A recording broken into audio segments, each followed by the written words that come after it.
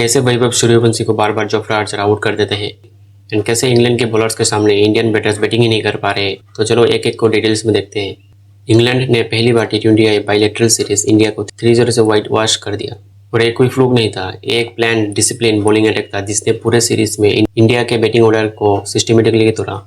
तो बात करते हैं अभी विकेट की। सबसे पहला विकेट वैभव सूर्यवंशी जो 2.4 ओवर में विकेट देके चले गए। तो देखते जोफ्रा आर्चर ने कैसे विकेट लिया। सैम करन को मिडल पे रखा गया। आर्चर ने शुरुआत से ही सूर्यवंशी को शॉर्ट पिच बॉलिंग से टेस्ट करना शुरू कर दिया क्योंकि यंग बैटर रिसेंट मैचेस में बाउंस के अगेंस्ट अनकंफर्टेबल दिख रहे थे। क्या हुआ, बैक ऑफ लेंथ डिलीवरी थी जो सूर्यवंशी को क्रैम्प कर रही थी। इसके बावजूद उन्होंने पुल शॉट खेलने की कोशिश की।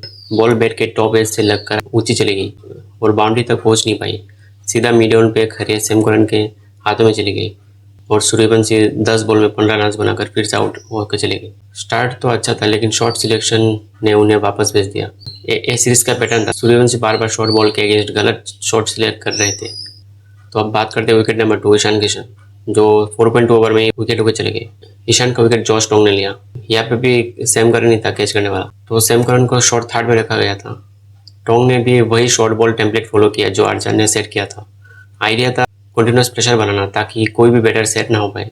क्या हुआ, एक राइसिंग शॉर्ट लेंथ डिलीवरी थी स्टंप्स की लाइन पे एंड ईशान ने क्रॉस बैट भी खूब खेला, बाउंड्री की तरफ जाने की कोशिश की लेकिन पावर जनरेट नहीं कर पाए। बॉल उनके बैट से मिस टाइम होके सीधा शॉर्ट थर्ड पे चली गई जहाँ टोंग ने खुद भागकर अपनी बॉल पे कैच ले लिया। सिर्फ 6 बॉल्स में 4 रन बना के वो भी आउट होके चले गए। इंडिया का हर बैटर उसी ट्रैप में फंस रहा था। तो अब बात करते हैं विकेट नंबर 3 जो है अभिषेक शर्मा एंड वो 6.4 ओवर में आउट होकर चले गए। आदिल रशीद ने अभिषेक शर्मा की विकेट ली। पावर प्ले खत्म होते आदिल रशीद को तुरंत इंट्रोड्यूस किया गया। इंग्लैंड जानती थी कि इंडिया के left handed top order spin के अगेंस्ट भी फंसती है, स्पेशली जब वो ऑलरेडी 2 विकेट्स खो के प्रेशर में होते। क्या हुआ, राशिद की अपनी पहली ही ओवर में एक लॉन्ग हॉप जैसी बॉल थी। अभिषेक ने इससे बाउंड्री के लिए क्रॉस लाइन स्वीप किया लेकिन टाइमिंग नहीं मिली। बॉल सीधा राशिद के लेफ्ट हाथ की तरफ गई जिन्होंने दौड़ के अपनी खुद की बॉलिंग भी कैच ले लिया। एक स्मार्ट इंस्टिंक्टिव फील्डिंग एफर्ट। ये डिसमिसल खास था क्योंकि इसने इंडिया का पूरा left handed top order Suryavanshi, Ishan Kishan, Abhishek Sharma तीनों को आउट कर दिया। तीनों को सिर्फ 6.4 ओवर में पेविलियन भेज दिया। मैच यहीं से इंग्लैंड के कंट्रोल में चला गया। इसके बाद थोड़ा रिकवरी हुआ। IR एंड दुबे ने मिलकर पार्टनरशिप किया 6.4 ओवर से लेकर लगभग 14 ओवर तक।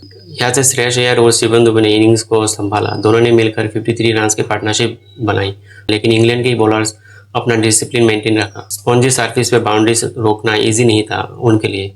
यह फेस इंडिया के लिए थोड़ा रिलीफ था लेकिन इंग्लैंड ने कभी भी कंट्रोल छोड़ा नहीं। तो अब बात करते हैं विकेट नंबर 4 जो था शिवम दुबे एंड वो 13.5 ओवर में आउट होकर चले गए एंड फिर से एक स्पिनर ने उनको आउट कर दिया। टॉम बेंटन को लॉन्ग ऑन में रखा गया था। विल्जक्स की ऑफ स्पिन को स्पेशली दुबे के अगेंस्ट यूज़ किया गया क्योंकि दुबे स्पिन के अगेंस्ट बाउंड्री के लिए रिस्क लेने की टेंडेंसी रखता है जब वो सेट हो चुके होते। क्या हुआ, लेंथ बॉल थी। दुबे ने अपना फ्रंट लेग क्लियर करके बड़ा शॉट खेला बाउंड्री के लिए लेकिन सिर्फ टॉप एज लगा। बॉल लॉन्ग ऑन तक गई जहाँ टॉम बेंटन ने भागकर कैच कंप्लीट किया। 22 रन बना के वो भी आउट के चले गए। इंडिया का जो छोटा मोटा पार्टनरशिप बन रहा था वो भी रुक गया। अब बात करते हैं विकेट नंबर 5 जो था तिलक वर्मा। तो उनका आउट करने वाला था जॉश टोंग। टोंग ने इस बार अपनी पेस चेंज की। बैटर को रिदम से बाहर निकलने के लिए स्लोअर बॉल का यूज़ किया। एग्जैक्टली तब तिलक सेट होने की कोशिश कर रहे थे। क्या हुआ, तिलक ट्रैक से आगे निकल के आ रहे थे जब टोंग ने स्लोअर बाउंसर आउटसाइड लेग डाली। रैम शॉट लगाने की कोशिश में सिर्फ बॉल बैकवर्ड पॉइंट की तरफ चली गई। 8 बॉल्स में सिर्फ 11 रन बनाकर वो भी आउट होकर चले गए। ये इंग्लैंड की बॉलिंग वेराइटी का बेस्ट एग्जांपल था। अब बात करते हैं विकेट नंबर 6 जो था वाशिंगटन सुंदर। डेथ ओवर्स में आर्चर को वापस लाया गया। उनका प्लान था स्लोअर बॉल एग्जैक्टली वक्त पे जब बैटर बिग शॉट की तैयारी में होते। क्या हुआ, परफेक्टली स्लोअर डिलीवरी थी। वाशिंगटन सुंदर ने पुल शॉट खेलने की कोशिश की लेकिन सिर्फ टॉप एज लगा। बॉल लॉन्ग लेग की तरफ गई जहाँ राशिद ने सिंपल कैच ले लिया एंड वाशिंगटन सुंदर 8 बॉल्स में 12 रन बनाकर वो भी आउट हो गए। एंड विकेट नंबर 7 था अक्षर पटेल एंड वो आउट हो गए चले गए लास्ट बॉल पे।